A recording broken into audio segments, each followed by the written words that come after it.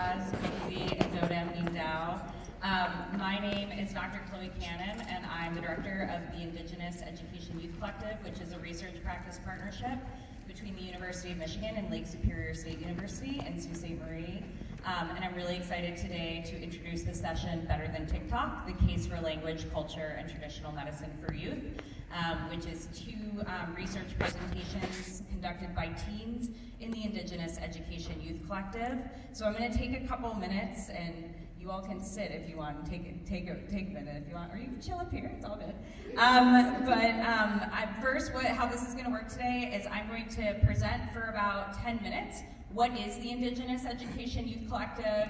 Then we're going to have a team present for about 10 minutes around the case for traditional medicine. And then our last really wonderful group is going to be talking about the case for language and culture. And we have some fun surprises for you. So first, I'm going to talk a little bit about the Indigenous Education Youth Collective, this wonderful group, and kind of how it got started and how it came to be.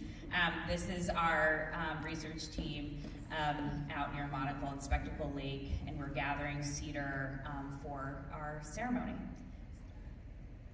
So, of course, gratitude is a huge part of our research practice partnership. I really want to thank Teach Michigan, which is a grant, is the reason our kids are here to present today and this afternoon. Of course, RISE, which is an Indigenous research think tank at the University of Michigan that helped us get off the ground. And then, of course, Lake Superior State University and the University of Michigan Marcel Family School of Education. So a little bit about setting the scene. Physical and cultural genocide has eroded cultural values and pathways to acquiring and disseminating Indigenous knowledge. So much of what we've seen in our own community has been an erosion of students' cultural ways. And so much of this group started, honestly, it's because I showed up as community members to ceremony and we didn't see youth there. We were talking as community members and asking ourselves why so many Native youth were dropping out of high school or going to colleges that honestly that are okay fits for them, but that there were better fits for them. We started to ask questions around why Natives in our classes, I was a K-12 teacher, were telling themselves that they did not feel Native enough. This is where the Indigenous Education Youth Collective was born. You know, when we think about things like the Michigan tuition waiver, which is dictated around blood quantum and notoriously underfunded, low rates of college enrollment and attainment, less than 1% of students at the University of Michigan are Native, it makes sense that the Indigenous Education Youth Collective needed to come to fruition. This was started between a tribal elder, Jennifer Dale Burton, who couldn't be here with us today, myself, and a colleague of mine from the University of Pennsylvania when I was a doc student there named Jeremy Wright Kim, who was really interested in the path toward higher education and college access. So recognizing a need in 2022, scholars and community members from Sioux Tribe, LSSU, and the University of Michigan established the Indigenous Education Youth Collective. So the IEYC, it's a weekly program for Native youth that is aimed at helping students utilize Indigenous knowledge in order to ground themselves in the collective goals of social change while making connections to knowledge and power. So students are doing youth participatory action research projects around issues of social change as being Native students, but we're also working with them to help find their cultural roles, so making sure that students are getting to traditional medicine, getting to ceremony. You know, I can't determine whether we have the next healer or the next firekeeper, but there are people in our community that can. And making sure that our Native youth have access to these pathways through members of our community. And then also, in terms of the academic side, making sure that our students are finding their pathway for college and post-secondary journeys. And so whether that's getting, you know, we have a student right now on sabbatical at the called Sabbatical at the University of Michigan, who's doing an independent research project around Native issues. We have students in the Michigan Education Justice Coalition. We had students attending boarding school last summer, but making sure that our Native youth are finding their pathways on their own terms. So very quickly, the guiding perspectives of this program, is really understanding that the era of kill the Indian and save the man still haunts our educational community and landscape. And so, for the 3 researchers who kind of guide this research practice partnerships with students, it's really important that we acknowledge the historical and the present. And so we really bring kind of an integrative framework into this. So one, I think it's done through critical literacies, which is this idea that we need to be questioning power relations, that nothing is neutral. Nothing in the college space is neutral, nothing in the school space is neutral, and students understanding what are the power dynamics and what are the bureaucracies they have to navigate as students to succeed. Funds of knowledge, as well as Indigenous knowledge, so this idea of the communal and individual knowledge being seen as an important cultural strength. So often I think students are faced with seeing these resources at a deficit when we need to be seeing this as a strength. And then situating this, of course, Indigenous ways alongside Western knowledge and those conceptions of survivance, and that we shouldn't be divorcing the cultural from the academic for students. And then the last, which is the Youth Participatory Action Research, which you're going to see in this session and the one later this afternoon, but the blending of both the academic knowledge, how do we do research, but also our Indigenous cultural ways. And we need to start blending this together because this is how Native students can succeed in academic settings. So our empirical strategy, the research questions that we took in this pilot in 2022 that we have still taken, so we are in the 2nd year of this Youth Participatory Action Research Team, and I think continuing to be ongoing, again, thanks to so many people that have supported us. And, I see all these wonderful moms in the audience, and I think about these moms and these just strong Quay and these community members and people at LSSU and the University of Michigan, all of these people, and we have elders and everyone in between that is supporting this work, because we can't be doing this alone. It really takes a village. But the questions that we're continually asking is what happens when Native students participate in a college access program centered around Indigenous identity, culture, and knowledge? And how does student identity exploration influence Native youth's approaches toward higher education? So the 3 findings that we had, so the first one that we've discovered running the Indigenous Education Youth Collective has been the safety and Native inquiry and engagement in importance of relationships. Many students didn't have a strong connection to their Native community prior to starting this program, and this group became a really safe space for these students, and it was a way for them to process their feelings. And what we found was that many schools were not providing affirming enough support for students to engage in their identity exploration. One of the other findings we found is that students began weaving their cultural identity into their higher education imaginings. And so this idea that educational identities are linked to their cultural selves. And so something that I think is important is even students talk about, we have one student who talks about wanting to go to college in Canada because their tribe is there. And so you're gonna kind of learn more, throughout the day of, when we think about this notion, but what I will say is that we need to stop divorcing the academic from the cultural as researchers and practitioners, because it's really problematic for students in terms of ensuring that their success. And then lastly, in a group that centers YPAR and cultural knowledge, students in talking circles every week started to talk about their experiences and began to uncover, inequities and injustice, which you're going to see in the presentations today, so I don't want to go too much into that. But what I will say, is that students shouldn't have to be like Lily, which is a pseudonym here. She was writing an essay. We shouldn't have students basically feeling like the world isn't made for people like me when we're smudging and the fire alarm goes off. And that's the world in which our Native students are in, and we need to be doing more as practitioners and educators and researchers to make it so that students don't have to be dealing these kinds of things. And then lastly, you know, what are the implications of this when we think about programs like the Indigenous Education Youth Collective?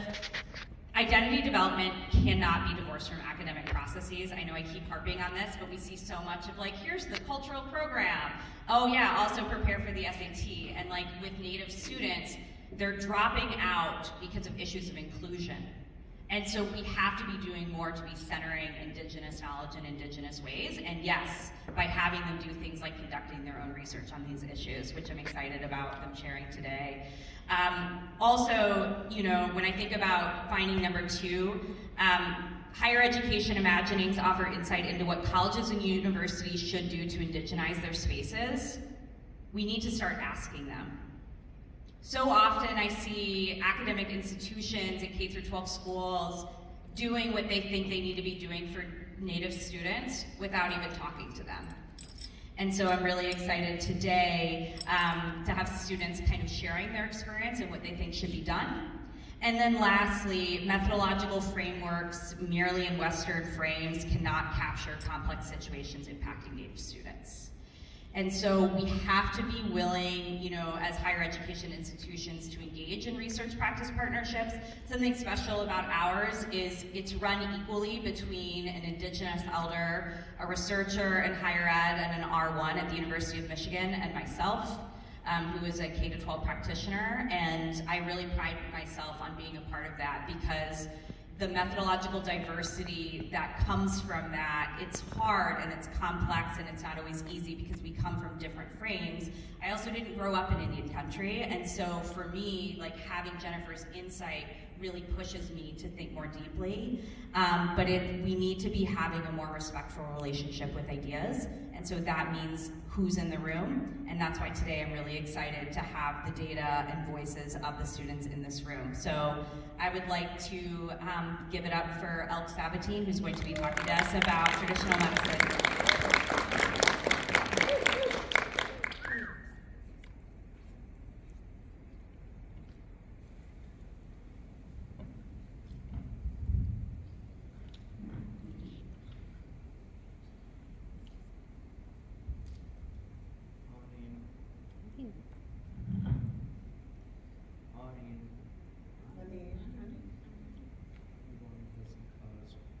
My name is Alec.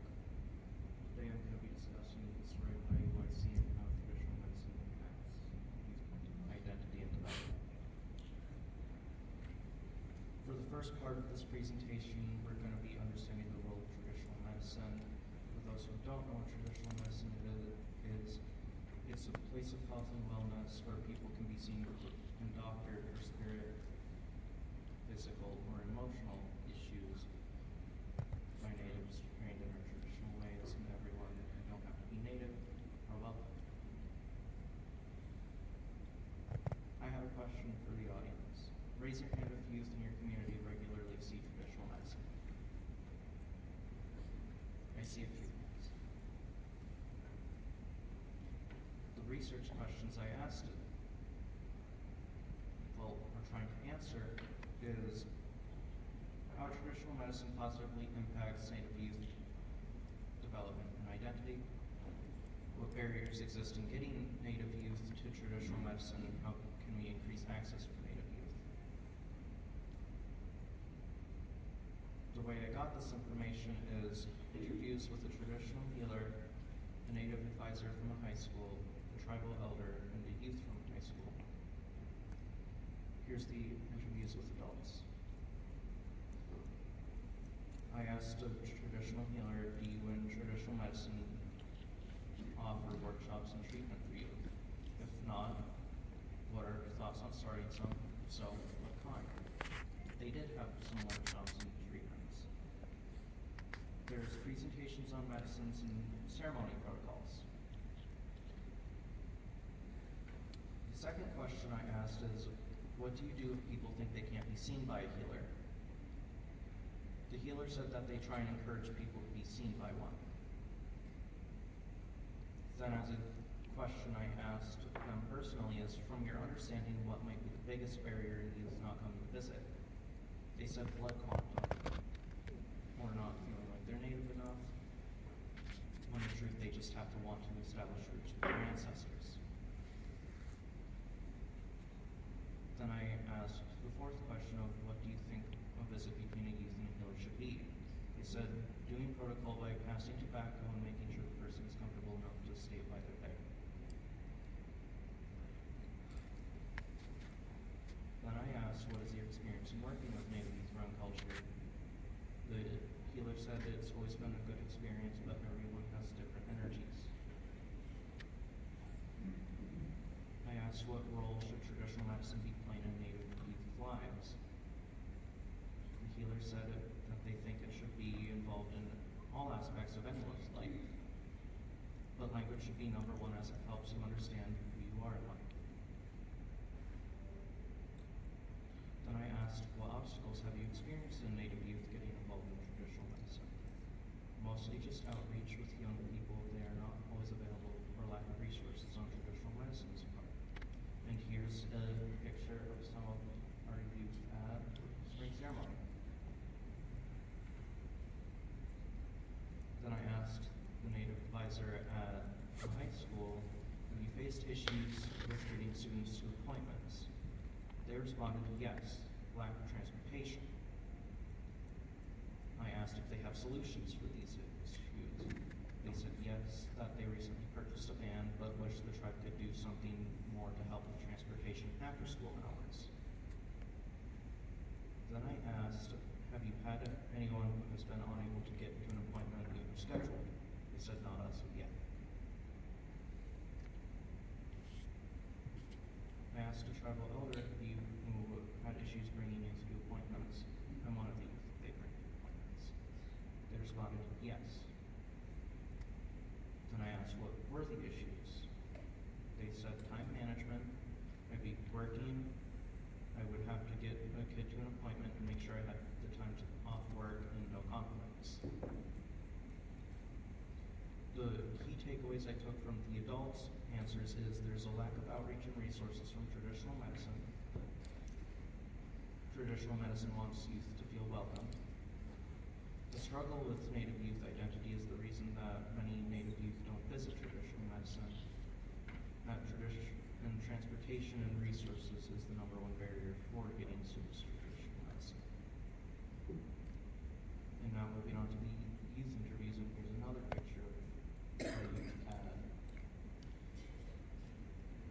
spring ceremony. I asked 4 students, have you seen a traditional healer? 3 of them said yes, 1 of them said no. For those who have seen a traditional healer, I said, have you run into any issues getting to appointments? None of them have. For the one that didn't see a healer, I would ask if they had the opportunity, would they like to? They said yes, but that they don't know how to schedule the appointment, where it is, or how it was set up, and that they had no transportation. Then I thought maybe if they have family members working in traditional medicine, that might be a factor. So I asked all students if they had any family that works in traditional medicine. One of the people that said yes said that they do. The other 3 students that I interviewed said no, they do not. So the key takeaway I take from the youth is Native students will go to, if they have the opportunity. There are students who don't know much about the department, what they offer, or what they work on, and transportation is also a barrier on this front. So now we're going to be covering the story of IEYC and their journey towards healing. So we asked everyone in the IEYC, when did they start getting involved in traditional medicine?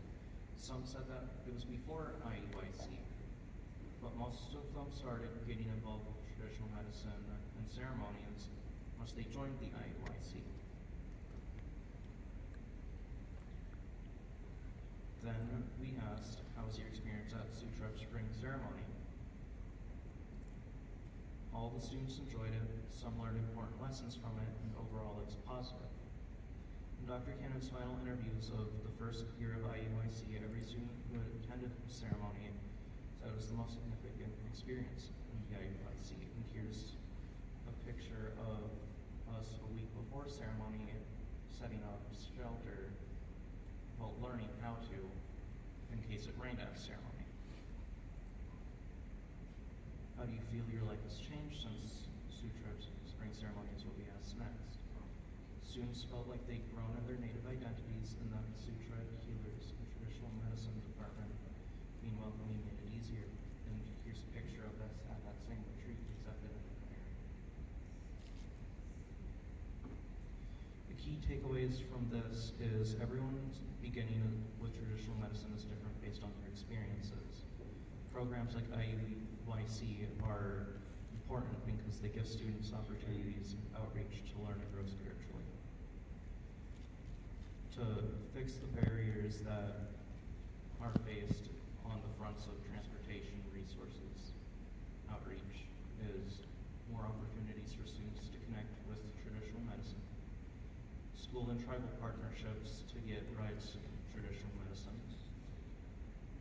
presentations on how appointments between a student and healer would go, and possibly getting a healer to visit a school, because if we can get dentists or doctors to visit, which those are health and so is traditional medicine, why can't we get a healer? Pretty much.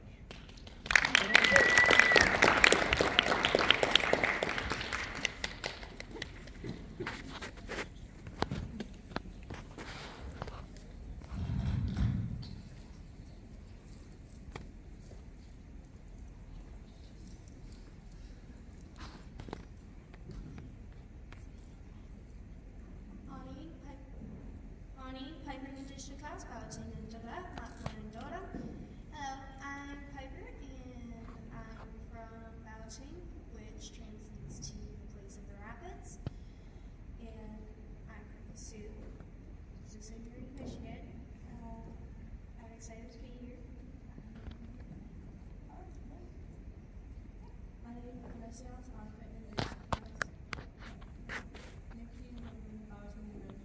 Hi, I'm Rowan. I'm a Thunder fan, and I live in Sioux. אני בג'וב, בוגר רבנשי נשנקז, מנוע ג'וש נשנקז, מנוע ג'ק נש ג'ורג' נשנקז. מקום נדורם באתי נדרה, מנוע סטגנט נדרה. Hello, my Zagan's name is George, but my spiritual name is Chief Thunderbird of Mabanashi, and I am from the Sioux in Sagma. Ani Malin Indigenous Makon Indorum, Dafton Indomsbrook. Hi, I'm Molly, I'm Bear Clan, and I live in Dafton, Michigan.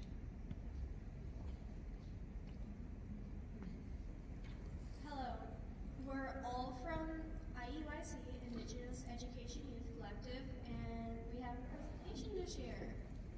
I hope you like it.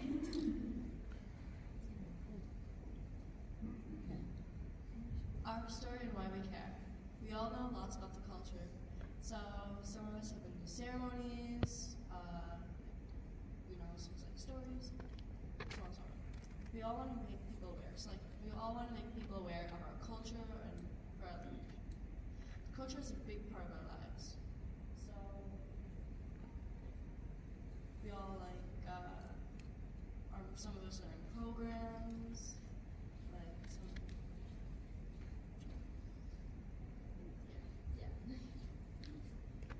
our connection with the Anishinaabe culture. We've been involved with the culture most of our lives. So I got my name when I was 3 or 2, can't remember. Yeah.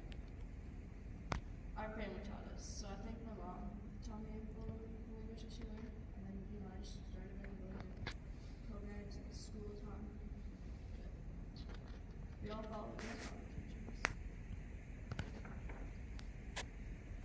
Speaking of the grandfather teachings, which are love, respect, bravery, truth, honesty, humility, and wisdom, they help us to live our day-to-day lives with the best spiritual and physical mindset.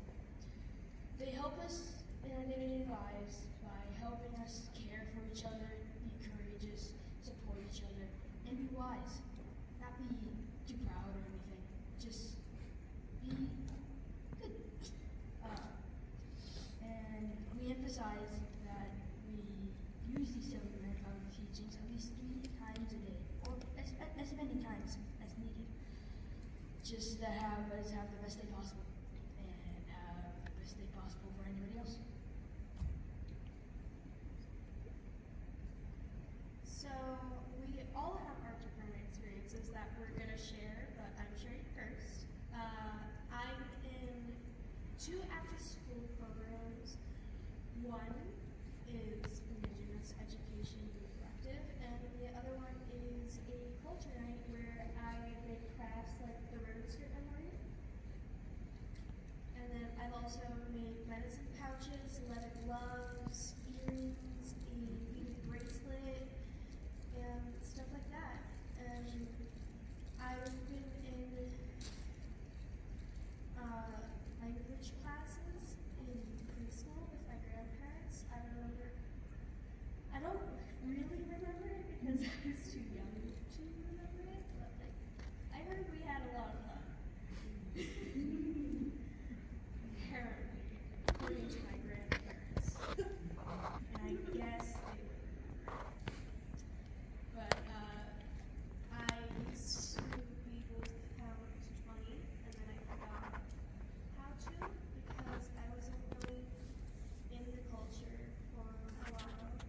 But then in 2nd grade, I got back into the culture, and I started learning the language more because I love how it's like describing everything instead of just a word. It's describing everything about the thing. So it's not, I can't really think of an example right now because my mind just blanked, but you probably know what I'm thinking. Anyways, I got my Anishinaabe name when I was 9. I forget how to pronounce it though, because like I don't use it often because I rarely get the chance to. But it translates to shining golden star, and I love it. And my colors are gold and deep purple blue. I'm in Bear Clan, and in 6th grade I got high school credit for Anishinaabe because I was able to understand enough of it. Though I really want to learn more, and I love the culture. Alrighty, okay, so my experience. I'm also into programs, this one and one at Big Bear. Yeah. When I was little, I used to shawl dance, so, but I don't do it anymore, but I kind of want to get back into that, so hopefully that can happen soon. Let's see. I just did my berry fast, that's neat.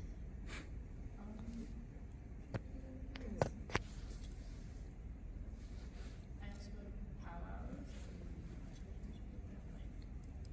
culture camps, survival. I think there's more. Forgot.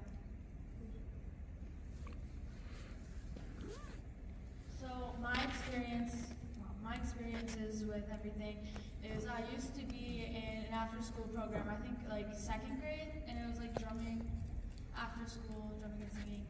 I'm obviously from here, so I'm in the IEYC, and I am a jingle dress dancer. I got taught by Sonia Blue, which will be speaking tomorrow. Not sure what time, but she'll be speaking tomorrow. 9:45. I go to powwows a lot, but I've had my dress since I was like really little, so I need to, well, okay, thank you, Mom. 4. I've had it since I was 4, so I need to make a new one. I recently had Rowan over at my house for ribbon skirt making, and so I'm really involved with ribbon skirts and making different cultural things. I made George a ribbon shirt for Christmas. So I've just been learning a whole bunch of things, usually from my mom. And yeah. I myself have had a lot of different experiences for the Anishinaabe culture. One of my earliest memories was singing at the drum when I was in kindergarten and going to powwows. That just inspired me to become a drummer, and I joined at the JKL Learning Drum in kindergarten, but I got too scared, of course. Then I became an experienced drummer in the first grade, and I sang on multiple drums. I sang, of course, with our community drum, the Sioux Boutique Singers, and with Mission Creek, and Bear Creek over in Garden River. You might not know these guys, but they're really good. I've also been firekeeping since 2020. My grandfather passed away on January 30th of 2020, and I just stayed. I didn't know why, but I was staying, and then I learned about it, and it was like, I just feel like I need to do this. He was one of my favorite family members. I ate candy a lot, so. Plus I got to miss some days in school, so it was pretty worth it. I also have been dancing since summer of last year. I'm a woodland dancer. It's kind of like a similar traditional dance, except we have better hats, so. I've also done lots of after-school groups, such as this IEYC, and many cultural camps. And I love doing all that. So thank you. Research questions. So the research questions that we use for analysis and data and all that stuff. So our first question was, what does culture and language access look like for Native teens in our community, and what do the barriers look like? So in this question, we're talking about, like, do they have access to groups? Do they have access to culture nights? Because I know sometimes the Naganagijic hosts craft nights. The barriers would be like not having a ride, not being able to go because you're busy, stuff like that. Our second question, I don't know why they're on the but that's okay. Our second question was, what are pathways that can provide increased access to culture and language for Native teens in our community?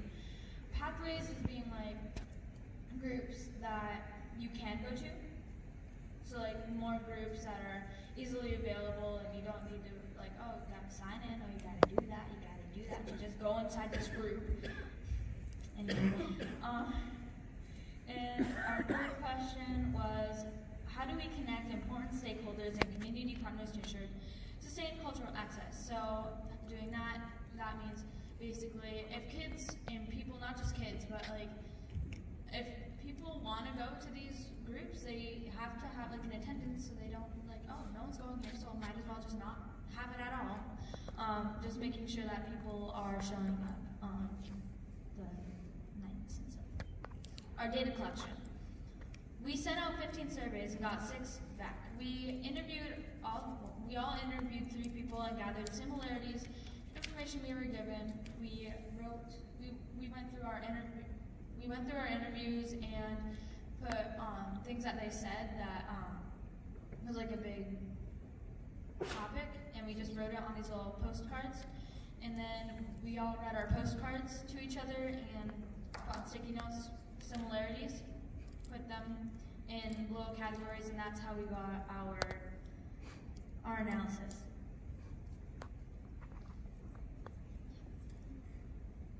So when we were interviewing people and putting it into categories like she just said, we found that not a lot of the kids are engaged in the culture, which I find is pretty sad because like we are part of the culture, and as you can tell, we are pretty fun.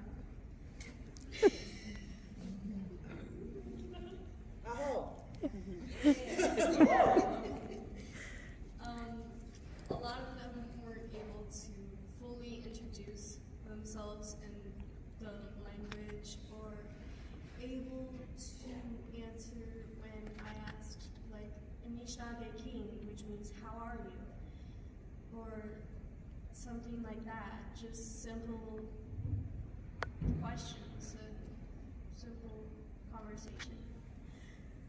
I'm really interested in the language and I love it. So like I ask people Anishinaabe King a lot. It's always fun. And then not a lot of people are able to get to the groups. Maybe they don't know when it is, don't know where it is, don't know how to get there, don't have a rhyme, whatever the reason is, they're just not able to get there a lot. And I'm in two groups, so I can tell it's pretty fun, and it's quite enjoyable to be part of the culture if you like it. And it's good when people have a chance to try something that they may like, and if they don't, well, at least they had a shot, because we all get opportunities in life. And so I feel like this is a good opportunity in life, being able to talk in front of everyone, and you're all listening, because like, you have to. But yeah, it's quite enjoyable. So, with our survey findings, a lot of our surveys came back with people who struggled or wanted to be fluent in the language but did not have enough resources to be. And a lack of cultural groups. I do relate with the lack of cultural groups. Like, come on, what are you doing? We need more. So I do agree with a lot of these people. And in our community, at least, there is not a whole lot. And if there are, a lot of them aren't too appealing to them, which does make me feel a little sad. But still, it's a problem. I'm kidding. So, again, with the people who wanted to speak the language, the school that I'm from, JKL, about IEYC, they do have a culture language. It's a cultural, class. It's pretty good for what it does, but there should definitely be just a language class, kind of like how in high school you can take French or Spanish or Latin. There should be one like that in our middle school and elementary school, because we do have a mandatory culture class, and then a Sichigeng, which is just culture class again, but only you don't have to do this time. But it's really fun. I'm telling you, it's really fun. And so I'm saying that there should definitely just be a class that's just focused on language, not culture, because the language is our culture, right?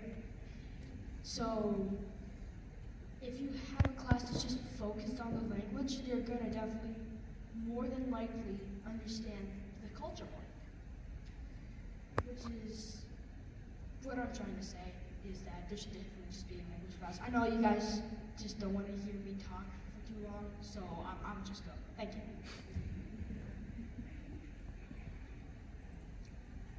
So, in conclusion, more accessibility to the culture is needed because it is fun and there are so many opportunities to hang out with the community and build bonds with people you wouldn't have otherwise. Like,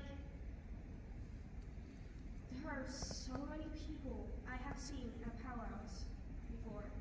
Well, not so many, but there are people. Love how I had to correct myself. There are people at powwows that I've hung out with, and we may have just been at the powwow, but we still had a good time. We still chased each other around in the grass, and that was fun. I love the stories that are told because they all have teachings and lessons they're all told in fun ways. Like how Bear got tricked into losing his tail by Fox. Fox is very tricky. And I really enjoy the groups I'm in. I love to just be a part of the culture. And it's not just language like most say.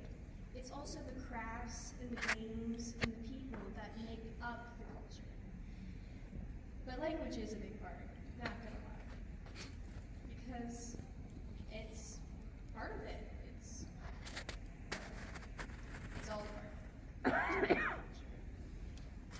So we recommend posting more posters and Facebook posts and just more advertising so that people can see it more and are able to immerse themselves in culture more, and so that it's more out there and such.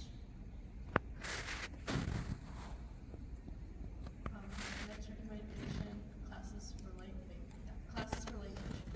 So like I know some people who live far away, and there's not enough like programs or like events near their area for them to attend. So that should like happen. Just like more classes and programs. Like you were saying, like more classes in our school. Just more classes and programs just here.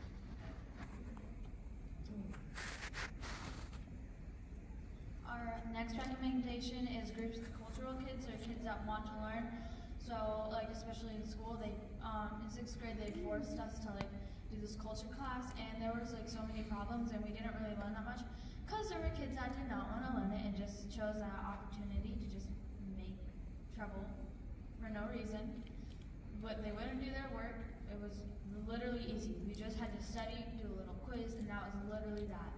And there are kids that just didn't want to learn it, so they would just deprive the kids that actually want to learn it from learning it. Now groups, I feel like outside of school there should be more groups because obviously there's IEYC, but there's also craft nights, but I don't really hear of many other than just the craft nights at Nagano. Like, there's not really that many, so we need more. Me which. Wait, oh, no. Jeez, we forgot about. So, yeah, all these recommendations are very good. Personal one that I would say is, have you ever been told a story about how things are meant to be? You know, like how Bear lost his tail, how the world was created. I love, personally, I'm 12, but I still love those stories, okay? They're just, it's a really fun way for, an engaging way for, I shouldn't say kids because I am still one, but little people to learn the culture and the stories. It's so good for them. Like how Bear lost his tail. That's a good one. Bear sits on ice, it gets close, it just pops off. You don't expect that. You don't expect a bear to sit on ice and then his tail's gone. No. Or you don't expect there, to be a little muskrat that goes down into the bottom of the ocean and gets a little piece of dirt. Puts it on the turtle, and then the turtle becomes massive. You don't expect that either. It's such a good way of storytelling, and it's such an engaging way of storytelling. And I think that should definitely happen more, and it should definitely, it definitely helps. I mean, I'm here. I mean, there's nothing to say about, but I'm here. So, it's a good way. And definitely have kids at a younger age. So again, little people, at a younger age, learn about the culture. Because it's when you're really small, you're still, jeez, okay, this is getting bad. When you're still a little kid, 2, 3, 4, 5, 6, either just entering school or you're just before school, you're still kind of learning how to talk. And you don't know all the words. You can't say, like you were watching Mary Poppins, and you can't say that very long word that she says, supercalifragilisticexpialidocious. What is that? So they're still learning. And so it's perfect to implement the culture and the language into them at that young age, since they're still gaining that knowledge into their head. It's just a perfect time. And then they can learn how to say supercalifragilisticexpialidocious. So there you go. Molly here, she's gonna sing a song about this, and hope it still sticks with you, like how supercalifragilisticexpialidocious sticks with me.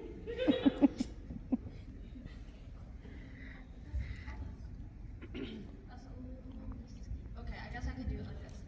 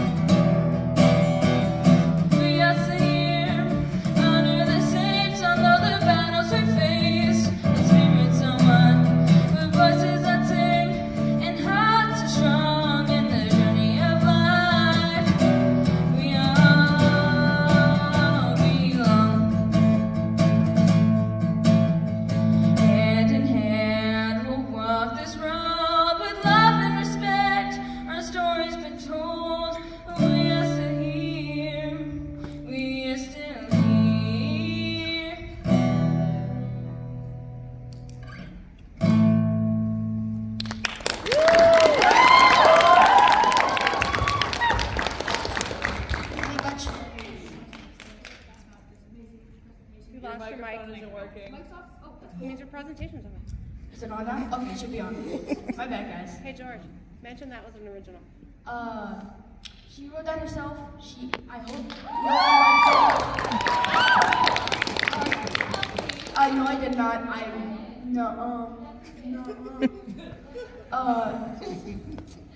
So we all hope that you liked our presentation and Molly's song. So thank you. Big question. By the way, you helped me rap. Oh no. Yeah, you did. You helped me. Let's give one more big round of applause for our youth researchers. Thank you for coming, and I'm sure they would love to hear your questions. I know we're right at 12:30 and like everything else, but feel free to, come bother them at some point. But miigwech for coming. Miigwech.